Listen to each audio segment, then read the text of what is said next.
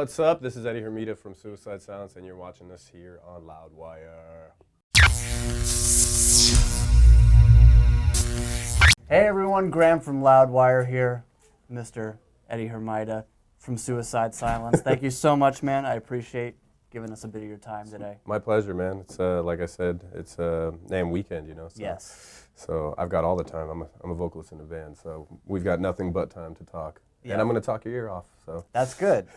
Makes my job easy. The new Suicide Silence record, Yep. the self-titled, is going to be out soon. We've got Doris already, and as you said, you just recorded with Ross Robinson, like a real legend. Yeah. I mean, like, I'm sure you probably grew up listening to a lot of the stuff that he produced. yeah, it was really kind of a full circle thing to be recording with him, because he pretty much like formed my love for metal and rock and roll. I mean, those were my teenage years. That was the biggest formation of what I ended up loving. I mean, Totally. I'd been a rocker my whole life. You know, my mom was into like the hippie movement, rock and roll, and Nice. she was really into the Beatles. So I always liked heavy music. You know, Beatles coined the term heavy.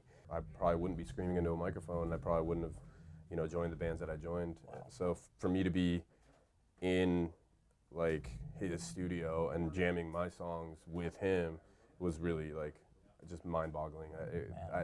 It would take me completely out of myself, and for him to be jamming with us was just like, oh cool, I get to be here and jam as well, even though I'm playing the music.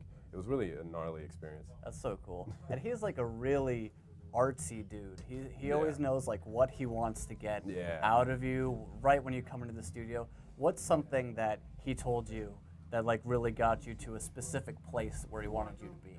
He goes into these sessions where he's like really like peeling you open, like, much like an onion. You know, he's just a layer of this, a layer of that. You know, and you start getting down to the core of how you feel about the song that you're gonna attack that day. Yeah. And it really kind of sets you in the mood to do whatever comes to mind. A lot of what people consider Ross's artsiness is just him allowing the band to be the band. Okay. Yeah. And the big thing of doing that is, you know, he helps tear down your ego while building you up as an artist. Wow. So it's really cool, because, you know, he's sitting there going, you know, hey, you're here to serve the music, and Yeah. you're here to do something that's bigger than what your, you know, physical body could ever do. And the reason you're able to do it is because you're called to this moment right here. So it's your time to serve the music, and that's what you do. You end up just opening up your heart, and what comes out of you is pure fire. You know, it's that simple. You would think that he's like sitting there going, no, you need to jump from A to B or anything like that. Like, there's a little bit of that, but he doesn't even focus on that. That's not his main focus. His main focus is getting you to be at your rawest, and you're Raw. That's a word I associate with him Yeah. very, very much. Wow, that's great. Yeah. And he's just, It's amazing. man, he's. But it's also hell. It's amazing, and you're really proud of the work you do. But during, you're in hell. Really? You're fighting everything you have inside of you. You're fighting your demons. You're fighting the ego that comes through that wants to make everything perfect, because he doesn't like perfect takes. He'll force something else out of you. If it's too clean, he's like, nope, that's not going to work for me. Push it harder. I want to hear pain. And then if you can't give it to him, he'll go into your brain and just start picking at you until you find that spot, that pain, that torment that's going on. Sounds like Ross. So, from the things I've heard, it sounds like Ross. Definitely. I wouldn't call it like, he doesn't like physically like beat you up or anything like people No. have made it out to be. I think the most he did was, you know, Dan Kenny was like on his knees playing his bass at one point, and Ross is like, and he like yells at Dan, like trying to get him to like headbang and get into it, and he ends up just shoving him. Yeah. And Dan Kenny's like mid-take, and he still plays, and he kept that take. He ended up putting that take on the record, and it's because like Dan Kenny was like fighting To keep himself balanced. No, he was fighting himself to be perfect. You know, instead of just going with what his heart was telling him. And as soon as Ross pushed him, he got him to just play.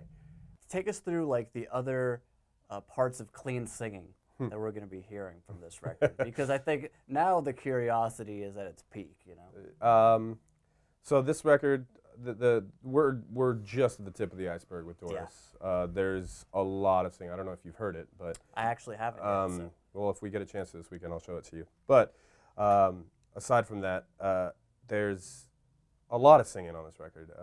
I think Alex went off and said 70%. I think it's more. Wow.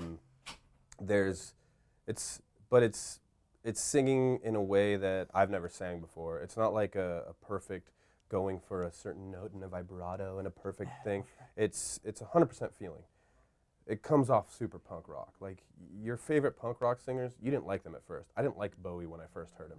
Like I wasn't impressed by him because there were like in my era there was already Rob Halford and Bruce Dickinson. So it's like when you hear a guy like Bowie, you can't appreciate him right away. He pushes buttons and he makes you a little like ugh, what am I listening to? Vocal styles, everything, man. I do everything on this record. Everything I've ever been able to do and more. Falsettos.